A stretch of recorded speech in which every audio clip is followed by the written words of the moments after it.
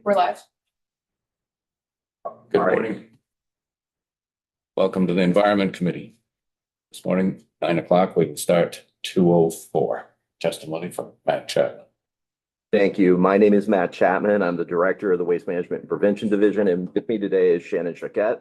She is an environmental analyst that works with me in the solid waste program. And so today we're going to sort of talk a little bit about scrap tire management and H2O4, what's going on in the state, what's in a tire, what's going on, and sort of the some recommendations at the end of the day with respect to H2O4. So with respect to the first slide in the slide deck that I have provided, this is basically an overview of what a tire is made up of. And I think it's just, informative. There's a lot of synthetic material in most passenger and light truck tires, with, some degree of rubber, but that gives you an idea of where things are. The next slide, which I think maybe is, this shows you how much in the way of tires are generated in the United States. So, and the percentage of the market. So light duty tires make up 87, almost 88% of the market, with 72% of those being passenger tire replacements. So again, just to give you some context, I think the next slide is, again, for this committee, probably what you start getting interested in, which is what happens with a tire at its end of life. And for the most part, you see that tires are, there are a limited set of options available for what we do with tires at the end of their life. They range from grinding them and the rubber, turning them into tire-derived fuel at various cement kilns or paper pulp facilities, land disposal, which is basically landfilling, and civil engineering use. Let's see. All right, before we transition to the next slide, let me see if I can't get into the Zoom and put it up on the screen.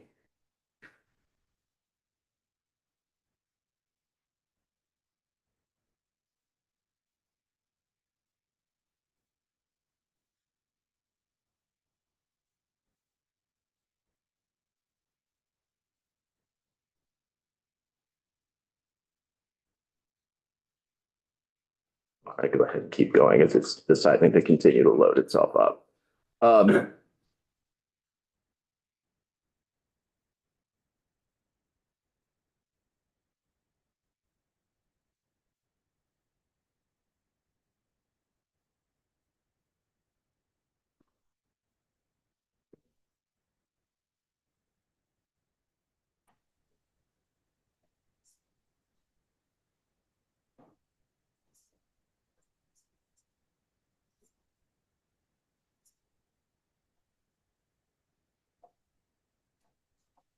Great.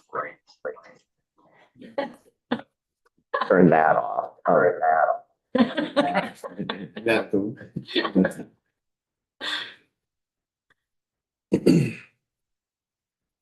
Good. There we go.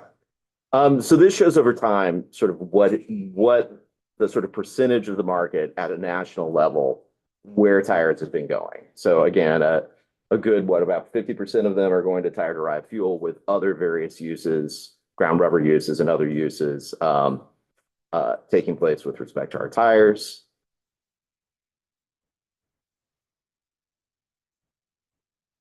Okay, and then this is what is basically happening with Vermont tires. So Vermont tires are either processed into tire-derived fuels and used in paper mills in Maine, or in large truck tires are processed into crumb rubber and sold to flooring manufacturers, molded rubber products, dairy cow mattresses, etc. I am aware there are some other newer markets coming on. I've heard that there's increased use of tire products in jersey barriers, alternate jersey barriers, and that is one that is promising, and a potential reuse for tires that are not an energy recovery use, which is not ideal, but it's better than landfilling. Asphalt as well. Asphalt is definitely an option. It has challenges in Vermont, and V-Trans is not particularly keen on the use of tires and asphalt because of it makes the pavement overly hard and brittle and difficult to both put down and also manage once put down. So this provides a little bit of context of how we've been dealing with tires in the state of Vermont. Not surprisingly, tires have been an issue for a long time. And Act 78, which is sort of the foundational solid waste law in 1987, banned all waste tires from landfill disposal in 1992. Basically, we're estimating based off EPA's numbers that Vermont is generating one tire per person per year, or about 645,000 scrap tires each year are generated in Vermont. We believe that 95% of them, based on what the industry is saying, are legitimately managed. Basically, most states rank tires at the top of their difficult to manage waste materials. And Vermont is one of 14 states that don't have a scrap tire management program, sort of an official program that deals with the management of scrap tires. So why should we be concerned about scrap tires? I will say I have a lot of experience with the first two bullets, as my former job is the head of legal services in the department before being, and we have a fair amount of illegal hauling and illegal dumping, and specifically illegal hauling. One of the largest concerns or one of the concerns that we have is that legitimate tire retailers, service stations are using illegitimate haulers and managers. And we've seen it happen where tires are taken from someone who thinks they're doing the right thing and disposed of basically and abandoned in a place where they're not appropriately managed. So I'm happy to talk more about various cases. Several of them have been litigated and are truly challenges to deal with. But that's certainly out there. Illegal dumping is a problem. It's an issue. It's kind of less of an issue than we've seen in some other jurisdictions. Certainly, we still have legacy issues associated with salvage yards and their failure to properly manage tires at the salvage yard. From a just sort of environmental perspective, scrap tires are great breeding grounds for mosquitoes and bacteria, and specifically as weather gets warmer and more mosquito-borne diseases are present in Vermont, it becomes a bigger and bigger issue. There are potential for fires. There have been cases in southern New England and New York where tire fires have gone on for days and are basically difficult to impossible to put out once they start. And lastly, they're just a general source of pollution. So in 2013, we did a report on tire management. And as a part of that report, we had 62 surveys of problem tire sites, piles with greater than 100 tires, and there were about 62 of them that were submitted. This basically estimates that we have a 450-ish thousand scrap tire problem in the state, and roughly estimates that our cleanup costs at that time were around $1 million, $900,000. And we estimate that amount has increased over the past 14 years. Is that per year? That is so correct me if I'm wrong, that was a one-time legacy cost to deal Yes. with historic tire piles. So in that 2013 report, there certainly were some conversations around whether the state should be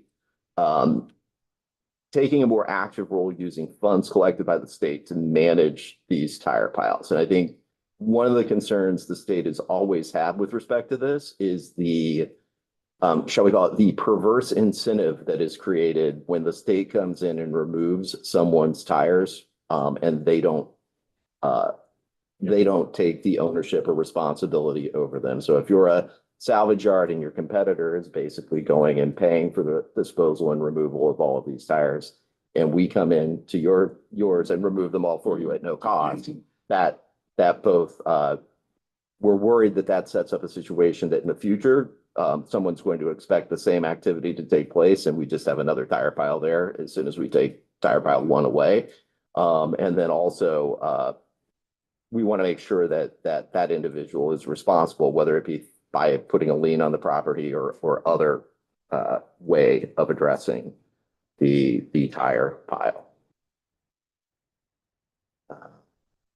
So I don't know, has the committee had a walkthrough of the bill yet by Micah Grady? Great. I'm not gonna try and do any sort of detailed walkthrough with respect to it, but I will note a few things going through it that as far as recommendations, and I think they're relatively minor from my standpoint. One is, I think it's important to make clear that the stewardship organization is required to use certified haulers to manage their tires. And if they're storing or doing some sort of temporary stockpiling in the state, that they use certified solid waste facilities, so that they're using the permitted system, and that way we have some regulatory oversight of the actors in the system. Representative Pritchard. So do we have certified haulers? We do. We do. You know, the challenge we have is we also have uncertified haulers that are hauling tires as well. And those are the ones that we have had issues and challenges with historically. Yeah, the only reason I asked Matt is because I was in this business for a long. Oh, were you okay? You know, on work for car dealerships. So we would have a fee that was on the tire when it was sold, so we could dispose of it.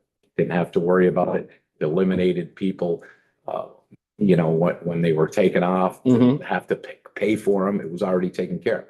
We would pile them, and we would have 300 or 400 tires in the back of the dealership. And every month we had some folks from Mattapoisett, Mass, called Bob's Tire. I don't know if they're a certified hauler or not. Yes. They are, yeah. So they would come, and they took care of all the dealerships in Rutland, and we thought they were doing the right thing. They were taking it off. So that's why I asked, because there were, those tires all at the premises. We would get occasionally people that would come at night, pick through them to find a tire that might still be good in their eyes. Yeah, sure. And stuff. But it seemed to us we had a slip. We had the name of who took them, how many they took. Well, that's basically what we would like to see happen. And I think that I would like to say the majority of cases, I think that's what does happen, but we certainly have some fairly high profile bad actors that are holding themselves out as being reputable tire haulers. And then they're entering into agreements with Vermont property owners to use their facility for storage, and then just walking away from those tire piles. And when we bring in enforcement action, they declare bankruptcy and walk away from their obligations to do any cleanups. So again, I think from our standpoint, trying to create a system where everyone knows who the regulated actors are and they have a legal obligation to use those regulated actors is important, regardless of what ends up happening at the end of the day with the EPR proposal. So you would envision that the folks that dispose tires would have to use this certified list if they are hauled away. Yes. Okay. Yes. So the second sort of proposed modification that we have is there's a new manufacturer registration requirement that's in the bill. And it's kind of an oddity, and it may be a function of just sort of when this bill was drafted, because I know it started with Representative Dean and has been updated sort of through the years. My recommendation is take that new manufacturer registration process and move it into being a function of the stewardship organization. For the most part, all those registrations ultimately get handled by the stewardship organization. They post those things online, and that seems like the right place to have the registration. And then, Sorry. So just to understand this language, the person who manufactures the tire would then also be responsible for the disposal of it? so this is like most of our extended producer responsibility programs, right? So it would require tire manufacturers to form a stewardship organization. That stewardship organization would be responsible for end-of-life management of tires. And then that they would be required to basically, that stewardship organization would be required to work with tire retailers, auto dealers, other people who basically do tire service or are otherwise collectors under the law. And they would get picked up free of cost at the time of disposal. Thank you. You're welcome. And then sort of the last recommended changes is that all of these effective dates get pushed back 2 years in time. So you'll notice throughout the bill, it has a requirement that the plan be submitted by July of 26 and that the program become effective by July of 28. I mean, just because, or I think it's actually 27, because of all of the other work that's taking place at the agency right now, especially with HHW EPR, having two significant EPR programs coming into place at the same time doesn't make sense. So trying to stagger the dates in a way so that staff time can be freed up to effectively implement and manage this program is sort of my recommendation and ask for the committee. Representative North. Thank you, Mr. Chair. Matt, thanks for the presentation. So you said that Vermont is one of only 14 states without a waste tire management program. So what other states have them? Any of them have EPR, full up EPR systems like we're talking about here with PRO, and are any in New England? So I will say, I know that the state of Connecticut has an EPR program that they are in the process of standing up right now. I think it is the first tire EPR program in the United States. And I'm gonna turn it over to Shannon to talk about like sort of what the other programs look like.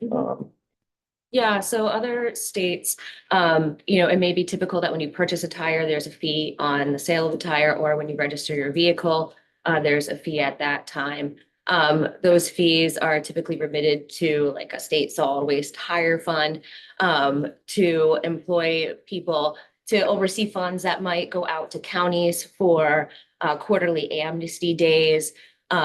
It may fund specifically just cleanups of illegal tire piles, but specific, like, I mean, usually what it would involve is, a lot of state employees just basically overseeing cleanups that occur.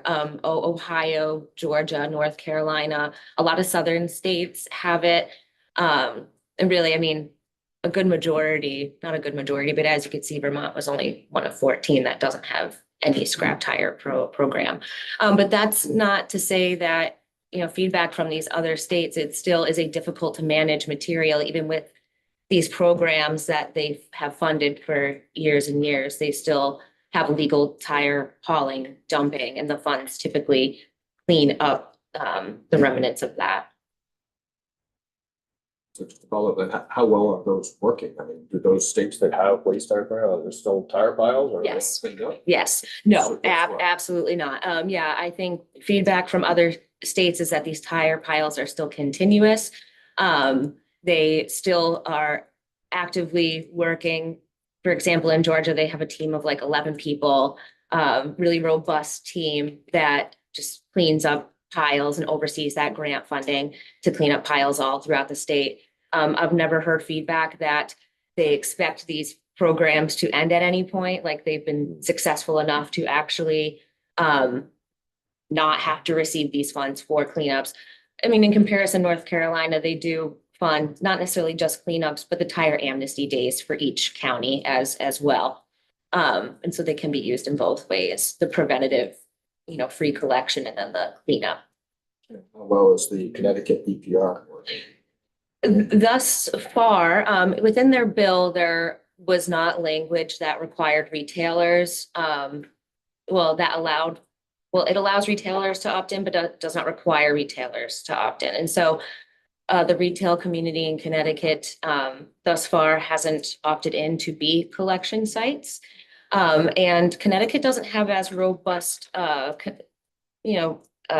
transfer stations throughout their communities that collect waste tires. And so because of that, they're estimating that their tire EPR may collect upwards of 20 to 25% of scrap tires from Connecticut residents. So the retailers are really what might be a key to success in Connecticut. But then again, they also, like I mentioned, do not, like my mother where she lives, does not have a transfer station in her community that she has access to, like most Vermonters do here. And does the Connecticut system have a retention value on tires to incentivize people to bring them back? No, it is a free disposal, which obviously has some incentive as well. But there is not an incentive to bring it back. Thank you very much. Okay, yeah. Just this very simply, just where do we export to? And do they, what do they do with the tires? Just, I don't, yeah. Sure, for the most part, tires generated in Vermont are used for fuel in paper mills in Maine. Right. But I'm saying, do we export to other countries? We don't export, okay. No, there is a growing trend of exporting to India, just whole baled tires, but we do not do that. Okay. And just the other question, has there been any thought to creating more recycling facilities in Vermont? Or is that, is that feasible or is it, economic? I'm just curious. No, you should jump in. My sense is it's not economic. I mean, you Okay. normally need a scale that's much larger than what you would see generated in Vermont. And I guess I would say that Vermont, the act of recycling tires is not, the number of permits and the complexity of building a facility like that in Vermont probably doesn't make it something that people are looking to do. Okay, thank you. The facility that the majority of Vermont's tires are hauled to and hauled by is BDS Tire Recycling out of Maine. And so just to get a sense of how large his area is, he collects from the vast majority of Vermont places, except for the Rutland area, I would expect, where usually is Bob's Tires. And, he not only collects from certified solid waste transfer stations, but also retailers, and has tires delivered to him from retailers. And the majority of those tires are made into TDF for paper mills, but he has increased his ability to make crumb rubber as well. But as I understand it, crumb rubber, like we spoke about, is the more finer material that can be used in molded rubber applications. But because of the composition of tires, it's typically the large truck tires that lend themselves well for that recycling. Whereas TDF not considered recycling, but the passenger tires aren't as well for creating that crumb rubber. But he has increased his technologies to be able to increase his capacity of crumb rubber manufacturing. And so as the markets have allowed him to, he has expanded his operations. He also purchased a facility in Massachusetts. And so he really does offer the large majority of services to Vermonters in this field. Okay, thank you so much. All right. So if there are no further questions, per the request, I'm happy to pivot to fire extinguishers. Yes.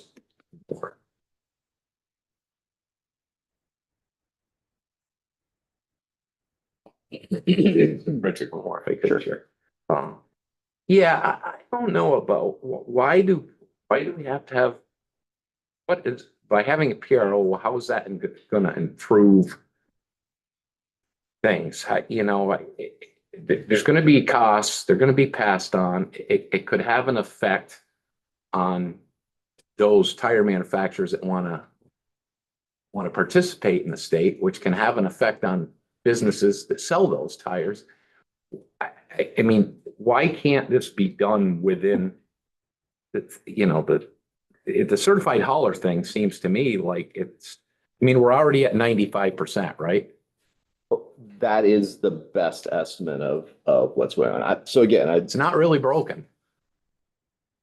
I guess I would say, and again, I would say this, right? Like, I think that of all of the EPR programs the state might look at this point, tires meet sort of what I would call the qualifications of what we would be looking for to have an EPR program around. They're difficult to manage. They're prone to illegal disposal. I think part of the challenge we've seen is that a point of disposal fee discourages some people from properly managing their tires. Again, maybe not everyone, right? But that leads to either inappropriate disposal or just, illegally throwing them into someplace. I think that this is a problem. When you talk to people in your communities, it may only be 5%. There's probably no single concern that gets raised with us as much as tire management, just by people in your communities coming to the state and saying, we have a real problem with this illegal tire pile. Can you do something about it? But I also want to say that this is, there are lots of different ways of handling it. Point of disposal fees do tend to act as a disincentive for people to properly manage materials.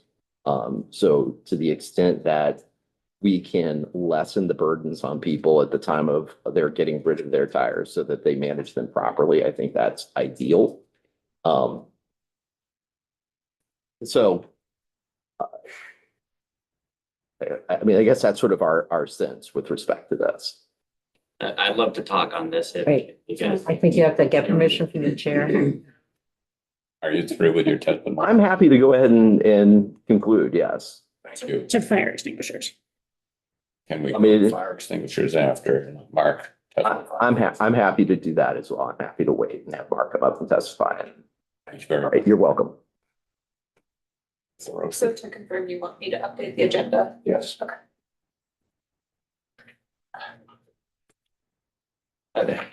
Hi there, I'm Introduce yourself. Mark Rochefort. I own Vermont Tire.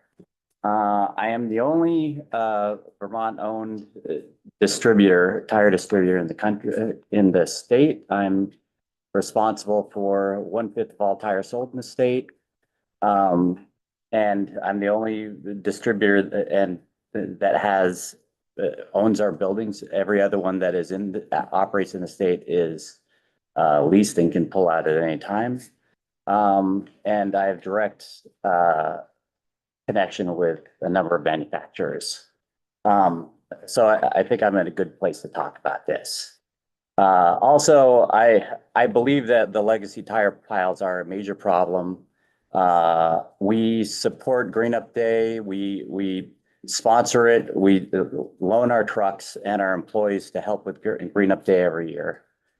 So it's definitely, I'm on board with that. But going about it with how this bill goes, I think it's coming at the wrong direction, and it'll lead to a lot of unintended consequences. One of which is putting it on the manufacturers. I talked to 3 of the major manufacturers, and we got some lead time on this because Connecticut did put a bill that out and got it passed, which is basically the same bill. And as it is right now, the tire manufacturers, the 3 biggest ones that I talked to that would actually care about anything in Vermont have, for the most part, ignored the Connecticut bill other than passing it to their lawyers. But another problem that I have with putting it on the manufacturers is there are 11 manufacturers in the country that are connected and have brick and mortar in the country, manufacture in the country.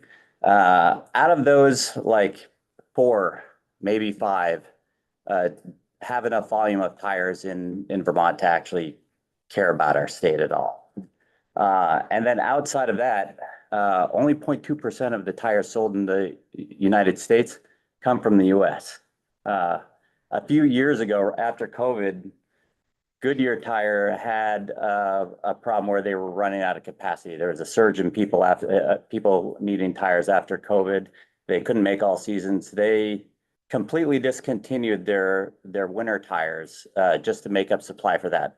That was 3% of their business that they just decided to wipe off for a year to help out a different part. So like the interest of involvement with manufacturers in this, I think would be very difficult. And then not only that, it would only be out of those 11, maybe 5 that would have any interest at all. as a whole, there's over 160 tire manufacturers in the world. So a lot of those are import tires, but that's a lot of where the real price effective tires are like as well. Like I just did a lookup on a 225/65/17, which is the most common tire sold in the state. It's your RAV4, it's your CRV, it's your Forester. It's the most common tire. By taking off an import manufacturer, all of a sudden the cost for 4 tires out the door installed in the car jumps $250 roughly. So all of a sudden we're hitting everybody's affordability pretty seriously. And that $4 on the front end to dispose of the tire really is not much at all compared to that. The other problem the way the bill is currently written doesn't take into account how tires enter the state. Basically, myself and Nokian Tires are the only 2 companies that take trailers that buy tires by the trailer directly from the manufacturer. Like there's NTW, which is a tire distributor that has brick and mortar here, and there's US Auto Force that is in Randolph. But both of those buildings are leased. They both have other warehouses directly outside of the state, and it would be nothing for them to just pivot and either remove those warehouses and start importing from out of state, or just transfer tires in from out of state. That's another thing. Everything's based on sales on this. So take a national chain. They have a distribution center in some other part of the country. They can transfer tires in, and that's not a sale. That's just an internal transfer. So that the tires actually aren't paid attention to this at all. And in fact, most of the tires that enter the state that don't come from me come on a box truck, just like a daily box truck from someplace, either Merrimack or Albany or any number of places. Some from Maine, but there's no real way of tracking that either. I think a simpler way to approach it, opposed to upending the entire tire industry and possibly making everything drastically more expensive for your average Vermonter, would be just a tire fee. Like put on a $2 tire environmental disposal fee. Everybody's used to that. And do it on sale, so it's not, they can't avoid it. And that generates, like he was right with the numbers. That's what I've heard. It's always been like 600,000 to 645,000. So that's 1.2, 1.4 million every year that would go to that problem. That is $1 million to fix. None of this addresses the problem with the tire piles I know of. I know of one outside of Middlebury, and that was a guy who took in all these tires because Albany was testing a tire, an energy mill that used tires, and then they wrote that off, and he was like collecting all these tires thinking that was going to be his get rich quick scheme. And then I know this other guy in Bethel who is one of the tire piles where he was just jobless and had all this company land and would take in tires at a fee until he got caught. None of it, this bill doesn't do anything to affect that. And honestly, I don't have a good answer for that, but I think a tire fee would at least clean up the tire piles we have right now. And if we're running at 95%, I don't think they'll come back in any quick form. And yeah, if you guys have any questions for me, like I'm happy to, to give my knowledge. Thank you, Mark. Thank you very much. Excuse me. Oh, Representative Austin had, No, I didn't. I just don't know. Representative Chapin. Can you, going back to the beginning of your testimony where you thought you said you were the only distributor, and then you said that there might be other distributors. I'm the only distributor based. I'd like to finish my question. Okay, sorry. No problem. You just try and take things at a slower pace here in this room sometimes to get the good testimony. So I guess just, we're all pretty novice, except for one or two of us in the room who've worked in this industry. So if you could just describe a little bit more sort of, how many distributors, scale, if you could share the name of your business, that might be helpful. Vermont Tire. That's what I figured. but- Yep. And just a little bit more about sort of how the industry works and exactly which entities would be particularly affected by it as well. Okay, so I'm Vermont Tire. I have 2 retail stores, one in Montpelier, one in Burlington, but South Burlington, but roughly 90% of my business is actually wholesale distribution. So I deliver to your car dealers, your mom and pop shops, your other tire stores.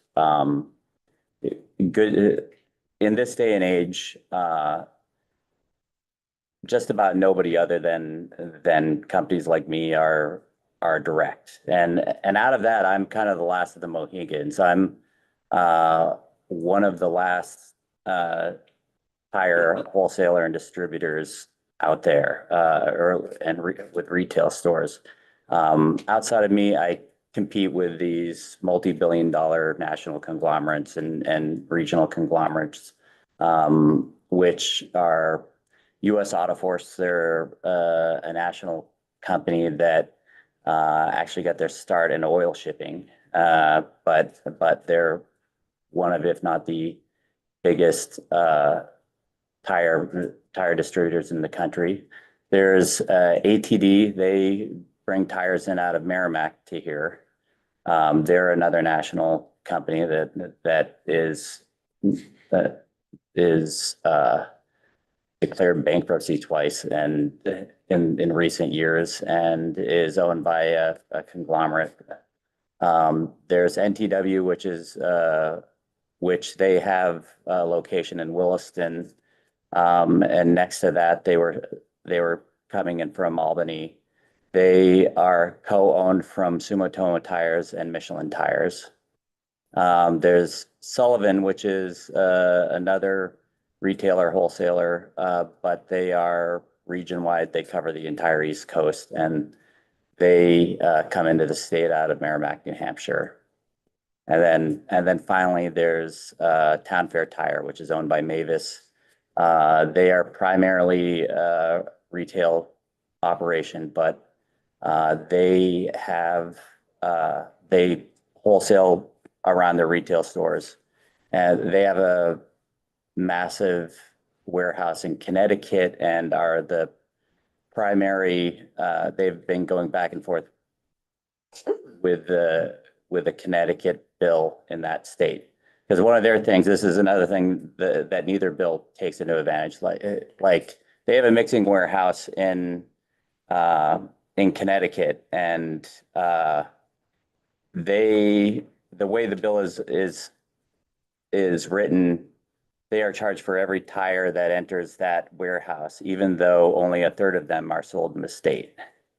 We have the same sort of thing where all of our tires come into Vermont, but we actually sell upstate New York and upstate New Hampshire. Thanks. And so can you just remind us, because we haven't walked through this bill in a little while, exactly how the PRO, who would be required to engage in the PRO and The way this is written, it's the tire manufacturers that have the initial burden, and the tire manufacturers definitely don't care. But the way it's written, for a tire to be sold in the state, that tire manufacturer has to sign on board with this bill and have a tire stewardship bill in place that is approved and managed every year. And I think they're charged like $15,000 a year. Yeah, something like that. And they have to give tires, or they have to dispose of tires for free from people and take in up to 12 tires with each visit, which that's another thing. If people could easily start a little cottage business of pulling tires out from other states and bring them into Vermont. But at no cost to the customer at any point. And and this is all supposed to be derived by or driven by the tire manufacturers for them to sell in the state. But tires don't tire manufacturers don't even know where their tires are sold. The tire manufacturers I deal with know where they're sold because they're selling to me and I'm distributing them. But if a manufacturer is delivering to Merrimack, New Hampshire, that's all they know. They don't know that they're coming up here, and that would come down to the retailer to know what they're selling, but they don't know who's involved in what. That's another problem that I came up with the bill. I'm hearing is there's not a lot of players. Many of them actually, in terms of manufacturers, are either international or huge conglomerates. Yeah. And it would be easy for some disruption to the system. Yes, well, and out of these, all these distributors are not tire manufacturers. Basically, you have 11 tire manufacturers. You think of your Goodyear, which owns Cooper Tire, Nokian Tires, which is based in Finland. Goodyear is actually the only US company at this point that is a tire manufacturer. Bridgestone Firestone is another one for Pirelli tires, but they don't care about Vermont because almost nobody sells those tires here. Toyo tires. Those are the only manufacturers. Everybody else is just a distributor of them. And out of them, most any place you get a tire, they have no relationship with the manufacturer. They don't know anything. They probably have a relationship with me or somebody like me, but that's it. Thanks for those details. Thank you. Thank you. Anybody else have any questions? You've explained it real well. Yeah, Thank you you. have. Thank you. And to Matt, thank you for your flexibility. Oh, you're more than welcome.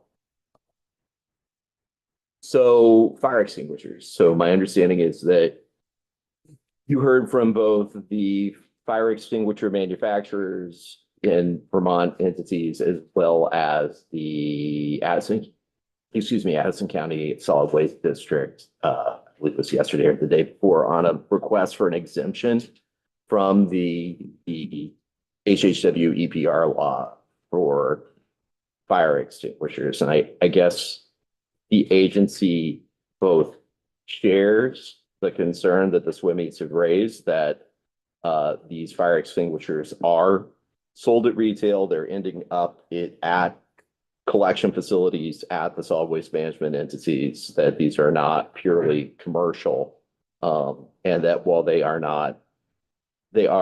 subject to the law vis-a-vis, they are gas cylinders and creating challenges from that perspective in district management processes, i.e. we've heard stories of them exploding in the context of their management at these SWMEs. So I think we would be concerned with an exemption without any sort of conditions associated with that exemption. And that's not to say there aren't other ways these could be managed. They could have their own program. They could have, I know that there are a number of people who are looking to have their own stewardship program. Currently, my understanding is the fire extinguisher distributors basically take the extinguishers back free of charge from districts if they're called and requested to take them. That is ultimately kind of what we're looking for in the context of these programs. So I don't want to dismiss the concerns raised by the fire extinguisher industry, but I also think there is a real challenge out in the solid waste management entity field as far as managing these extinguishers, and they are not purely commercial. They are being sold at retail. We're seeing them, when we did a basic online search and saw them at major retailers that are located in Vermont being sold. So that I'm happy to answer questions, but that's sort of the agency's perspective on this. Yes, I didn't get the other part of your sentence, concerned with exemptions without any. Any conditions associated with them? I mean, I certainly could see if the committee wanted to create some sort of conditional exemption that allowed them to be exempt from the program, but continue their ongoing free collection service by that might be something. Again, that the agency would be okay with, and you should talk to the solid waste management entities to see whether that is acceptable in their sort of management scheme. But, you know, I think that their current practice of picking fire extinguishers when requested, picking them up free of cost, that seems to be the objective that we're searching for in the context of the HHW law to begin with. So. So what would, just pause. Sorry. Just a follow-up, just, can you name a few of those conditions that you'd like to see? I mean, to some degree, I guess I would say that the agency is perfectly fine with them staying in the HHW law. I could envision there being a requirement that they accept all extinguishers delivered to a solid waste facility or HHW collection event free of charge as sort of a condition of an exemption. And I'm happy. Again, I'm not good at drafting just on the fly without sort of sitting down and thinking about it, but that is sort of conceptually. Okay, great, thank you. Representative Jacob. So I guess I'm just curious about whether they meet the definition of a hazardous waste. And I think that was part of the argument. And I think it's an important piece to clarify. I would be personally concerned with including things that aren't technically hazardous in a hazardous waste EPR. But I also recognize that I think we have a decent system for handling fire extinguishers. So if can we design something that's going to sort of codify and make sure there's some oversight of that system to make sure it continues to function well? So the definition of covered household hazardous waste products includes gas cylinders and includes fire extinguishers in the definition of gas cylinders. So by definition, you have included them into the definition of what's covered by the law. You know, I to the best of my knowledge and belief, there is not a federally listed hazardous waste that is contained within a fire extinguisher. I have not looked at what the chemical composition of a fire extinguisher is to say whether there's not other problem materials. And again, I think the issue that has really been the concern is the pressurization of that cylinder and the possibility of an explosion when it ends up on the tip floor of a solid waste management facility, right? So when you're operating heavy equipment, trying to move material around on the tip floor of a facility, and all of a sudden a gas cylinder explodes and shrapnel fires around everywhere. That's the concern to worker safety and other issues that's trying to be addressed by including them in this process. And how long have they been? We're talking about a pretty recent bill where we defined them as a gas cylinder, or are you talking about something that's been in place for longer? Well, this is the fire extinguisher provision it's a part of the HHW EPR law, right? So when you defined what's covered by that law, you included gas cylinders in the definition of what a covered product is. And so then by definition, they got wrapped into what was a household hazardous product. So that's pretty recent. Right, correct. For many, many years, we have not allowed them in garbage disposal nor in regular recycling because of the dangers. So I think that for many, many years, solid waste management entities have accepted them at their household hazardous waste collection events and facilities because of the problems they create when they're placed within the normal disposal sort of system.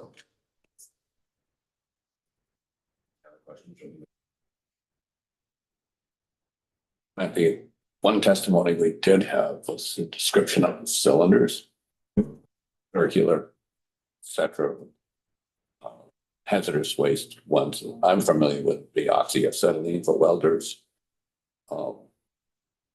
Most of those are charged with either nitrogen or carbon dioxide or straight air for the propellant. Have there any history of explosions? So I am unaware of any explosions, so unlike sort of other products where we've received reports of, say, for example, a fire because of a rechargeable battery or other, I'm unaware of having a solid waste management entity report to the state that there's been an explosion because of these cylinders. But that's not to say it hasn't happened, right? Because when there's a fire, normally emergency services arrive to put the fire out, and there's a report that comes into the state. That may not be the case with respect to a gas cylinder. So, I mean, honestly, I think and I'm happy to follow up on this. I'm happy to talk to the solid waste management entities to see what their experience is and whether their actual experience, they've had an explosion from one of these cylinders.